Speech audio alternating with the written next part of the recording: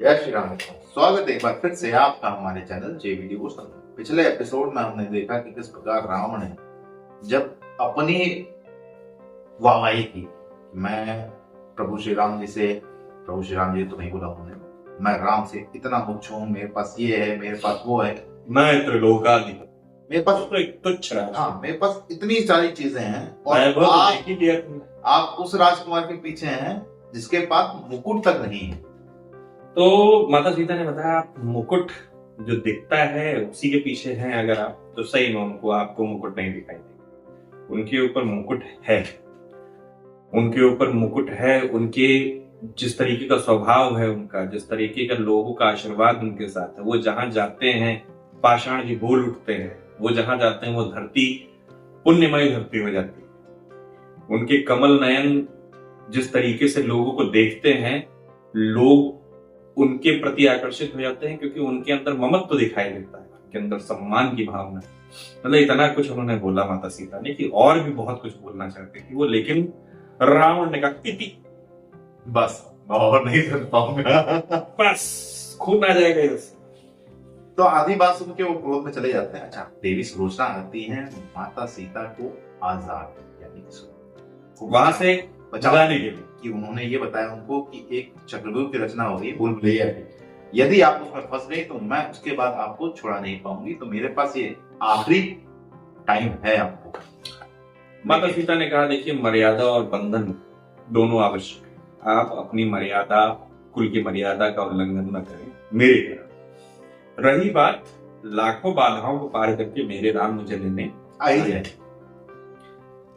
लेकिन एक कंफ्यूजन हो गया था। जैसे ही वो आई थी सुलोचना जी, तो सीता जी को लगा रावण फिर से आए हैं कुछ सुनने के लिए राम जी के बारे में, तो खैर अच्छा लगा उन्हें। रही बात तो इधर हम लोग देख रहे हैं कि किस तरीके से सारा प्रकरण धीरे धीरे प्रभु श्री राम जी के ऊपर अब केंद्रित होते जा रहा है, क्योंकि माता सीता जी के ऊपर जो कुछ बीतना था वो हम लोग देख रहे हैं, लेकिन उधर प्रभु श्री राम जी की व्यथा हम लोगों को नहीं पता चल पा रही। और उस तरफ बहुत लंबी कहानी अभी बची है, क्योंकि सुग्रीव, बाली, हनुमान जी, इन तीनों लोगों से मुलाकात अभी बाकी है, मां शबरी से मिलना।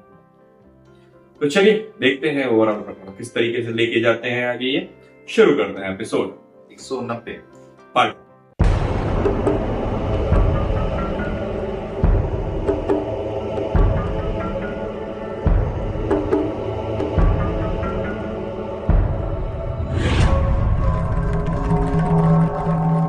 मदिरा से सत्य का विस्मरण संभव नहीं। तुम्हारी प्यास सोम रस से नहीं, प्रेम रस से बुझेगी। प्रेम नहीं चाहिए मुझे, मैं तो उससे केवल इसलिए विवाह करना चाहता हूं कि अपने आप से तो झूठ मत बोलो लंकेश। देखो अपने आप को, आज तुम ईर्ष्या से भर उठे हो, केवल इसलिए कि सीता ने मेरे राम कहा। जिस प्रकार सीता राम से प्रेम करती है, तुम भी उसी प्रेम को पाना चाहते हो, और तुम भली भांति समझ गए हो कि ऐसा प्रेम सीता के अतिरिक्त कोई नहीं कर सकता, कोई नहीं, मंदोदरी भी नहीं, कोई भी नहीं। चुप चुप, बहुत हुआ।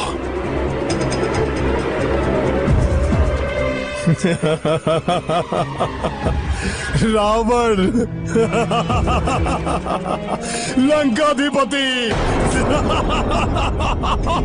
त्रिलोकाधिपति रावण।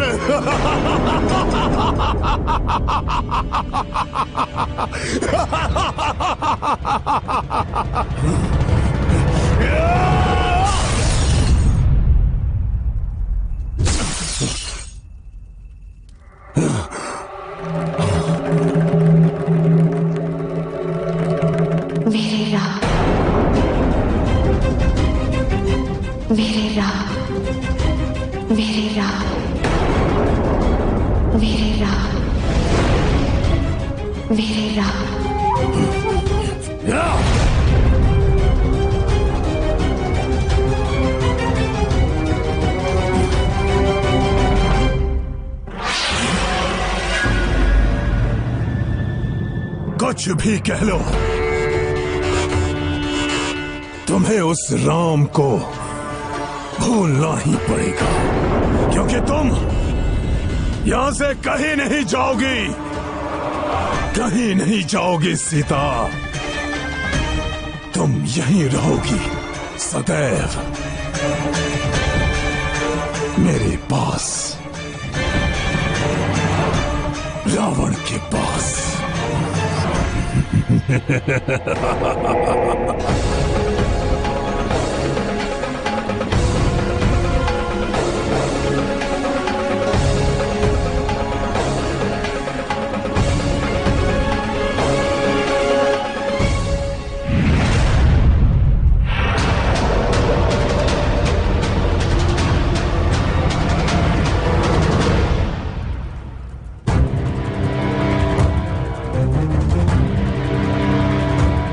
अब तुम्हें मुझसे कौन बचाएगा?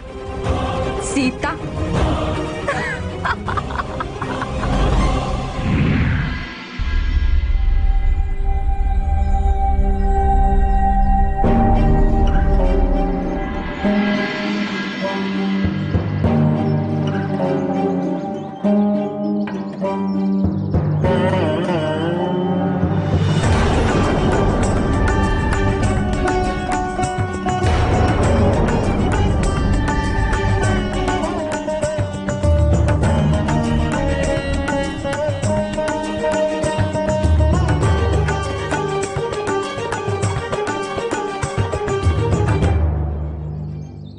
कल मुझे एक आभास हुआ कि तुम इसलिए अप्रसन्न हो क्योंकि मैंने तुमसे अच्छा व्यवहार नहीं किया है। मैं कहता रहा हूं कि तुम विशिष्ट हो, पर तुम्हारे साथ व्यवहार बड़ा ही साधारण है मेरा। यहां ऐसे स्थान पर तुम्हें रखा गया है जहां कोई भी कभी भी आ जाता है। विशिष्ट व्यक्तियों से हर किसी को मिलने की अनुमति नहीं होनी चाहिए, है ना? और इसलिए मैंने ये निर्णय लिया है ये सब परिवर्तित करने का।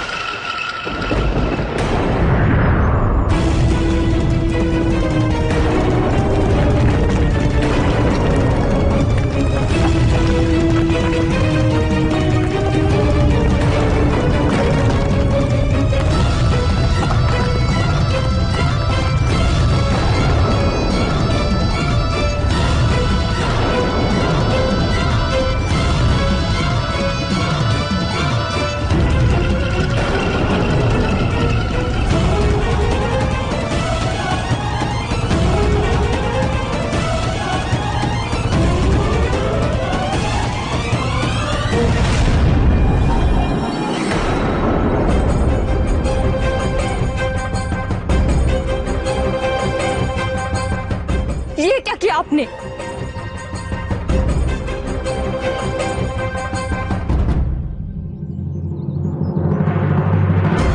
ये भूल भुलैया तो अवश्य है, किंतु इतना साधारण नहीं कि किसी को इसका रहस्य ज्ञात हो जाए। ये निरंतर परिवर्तित होती रहती है स्वतः। अच्छा किया आपने। अब ये यहां से कहीं भाग नहीं पाएगी।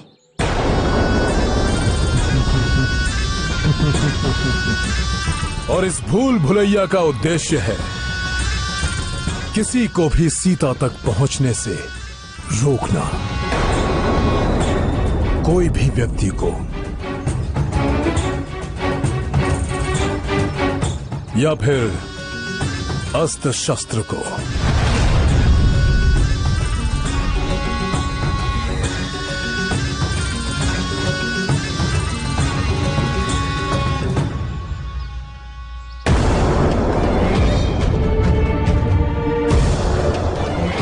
ये मैंने स्वयं बनाया है। वो मैं और ये तुम मुझे भेंट करना चाहती हो, है ना?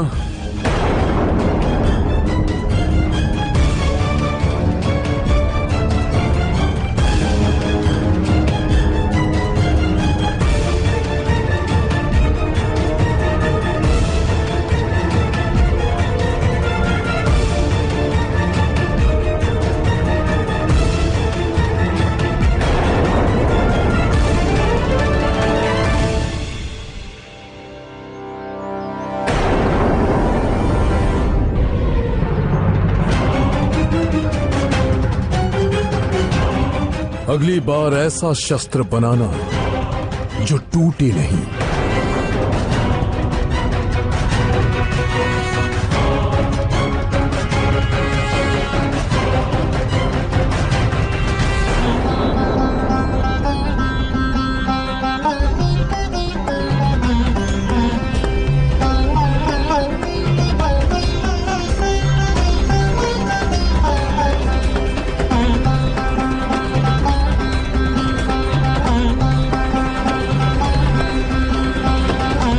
भ्राता, आप ये क्या कर रहे हैं?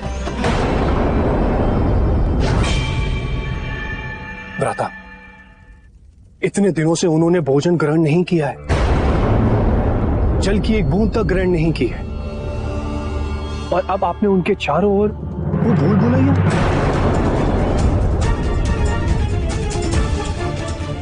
यदि ऐसा ही चलता रहा तो वो दिन दूर नहीं जब वो अपने प्राण त्याग देंगे।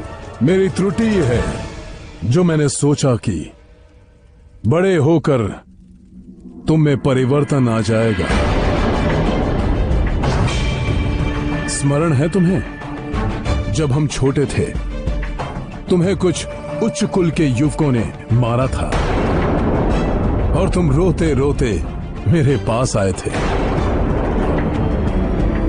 फिर मैंने उन्हें पराजित कैसे किया? आपने उन्हें कक्ष में एकत्रित कर उन्हें झूठ बोला कि पिताश्री की भविष्यवाणी के अनुसार जो आपसे उस दिन लड़ेगा वो पराजित होगा। बहुत अच्छे। तुम्हारी भक्ति ने अभी तुम्हारी स्मृति को दूषित नहीं किया है। माइंड इंस्ट्रक्शन में बंधक निकलेगा। अप्लाई करने जा रहा उसके पीछे जाना पड़ता। भाई साहब खुद ही दोनों हाथों से यूं यूं करके वो बुलबुलिया क्रिएट कर दी। मुझे अच्छा ही लगा कि इतनी तंत्र विद्या सीखने के बावजूद दिखाया क्या, एक हैप्पी बर्थडे वाला चाकू। हाँ, वो प्लास्टिक का चाकू। हाँ, थोड़ा सा मोटा था। हाँ वही, लेकिन हाँ तो वही। अच्छा, जिस तरीके से रावण ने अपनी विद्या का इस्तेमाल करके वो बुलबुलिया क्रिएट किया, ऐसा कहीं पढ़ा तो नहीं है हमने, लेकिन ठीक है, अच्छा लगा। वो बदलती भी रहेगी। हाँ, बदलती ही रहेगी, मतलब द्वार चेंज होते रहेंगे। हैरी पॉटर में देखा। हाँ, हैरी पॉटर में था ग्लोबल ऑफ फायर कर रहे। नहीं, कोई तो थी। हाँ, कोई तो थी। था लास्ट पार्ट, 7th पार्ट था। नहीं, 7th नहीं था, गॉब्लिन 5 पार्ट। चलिए, वो देर नहीं है। तो फिलहाल शूर्पणखा जी लेके गई थी चाकू, उसके बाद कहा तो ये मेरे किसी कार्य का नहीं है। भैया मेरे राखी के बंधन को निभाना छोटी बहन लौजाट लाई है, कैसा है जरा बताना। भैया थोड़ा मजबूत बनाना। फिलहाल तो ठीक है, मिला जुला की एपिसोड भी मजेदार। अभी प्रभु श्री राम जी के दर्शन लेंगे बहुत एपिसोडों से, और जिस तरीके से सीता जी अन्न जल का त्याग करके वहां बैठी हुई अशोक वाटिका उस वृक्ष के नीचे, उन्होंने भी प्रण ले रखा है कि जब प्रभु श्री राम जी अन्न का भाई कहीं ना कहीं वो भोजन करेंगे तो मुझे ज्ञात हो ही जाएगा, उसके बाद ही मैं अन्न ग्रहण करूँ। क्या माता शबरी का ही वो पहला निवाला बनेगा? तरीके से हम देख रहे हैं, उस तरीके से तो इस यात्रा के बाद पहली बार माँ शबरी से ही मुलाकात। मुझे लग रहा है कि धीरे धीरे माता सीता का जो इमेज है या फिर जो सीरीज में इम्पोर्टेंस है उनका, क्योंकि उन्हीं के थ्रू बनाया गया है, तो ज्यादा सीन तो इन्हीं के रहेंगे वहां। हाँ, वहां पे भी दिखा है, वहां के इम्पोर्टेंट सीन हमको दिखाए जाएंगे। चलिए फिलहाल मित्रों इस एपिसोड को करते हैं यही समाप्त। शीघ्र ही मिलेंगे नए के साथ। राधे।